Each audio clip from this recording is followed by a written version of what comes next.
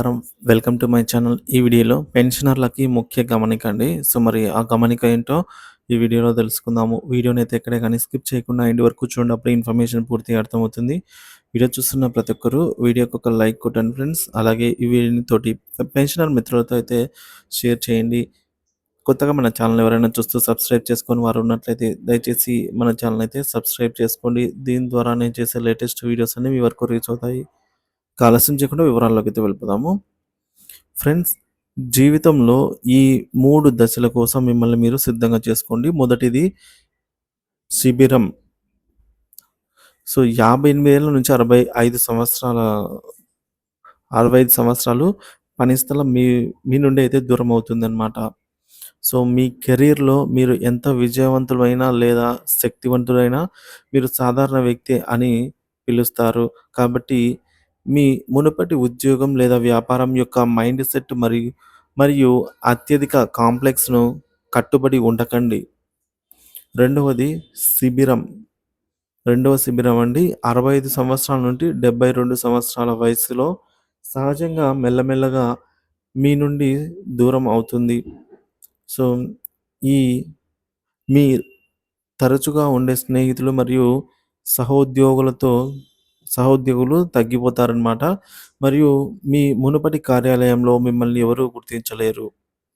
నేను ఉన్నాను లేదా నేను ఒకప్పుడు అని చెప్పకండి. ఎందుకంటే యువతరం మిమ్మల్ని గుర్తించదు మరియు మీరు దాని గురించి బాధపడకూడదు.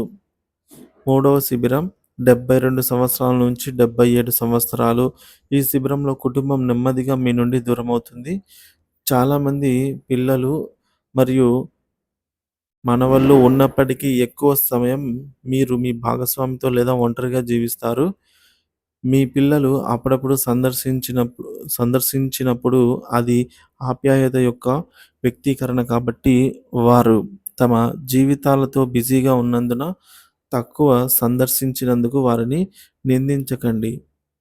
చివరకు 77 సంవత్సరాల తర్వాత భూమి నిన్ను నాశనం చేయాలనుకుంటోంది.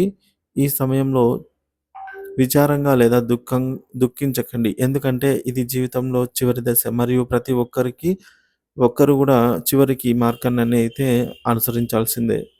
కాబట్టి మన శరీరం ఇంకా సామర్థ్యాన్ని కలిగి ఉండగా జీవితాన్ని సంపూర్ణంగా జీవించండి.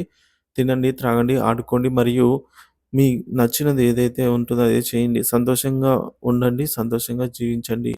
58 సంవత్సరాల తర్వాత స్నేహితుల సమూహాన్ని ఏర్పరచుకోండి మరియు నిర్ణీత ప్రదేశంలో, నిర్ణీత సమయంలో కలుసుకుంటూ ఉండండి. టెలిఫోనిక్ కాంటాక్ట్‌లో ఉండండి. ఒకరికొకరు పాత జీవితాల అనుభవాలను గుర్తు చేసుకొని పంచుకోండి. ఎల్లప్పుడూ సంతోషంగా అయితే గడపండి.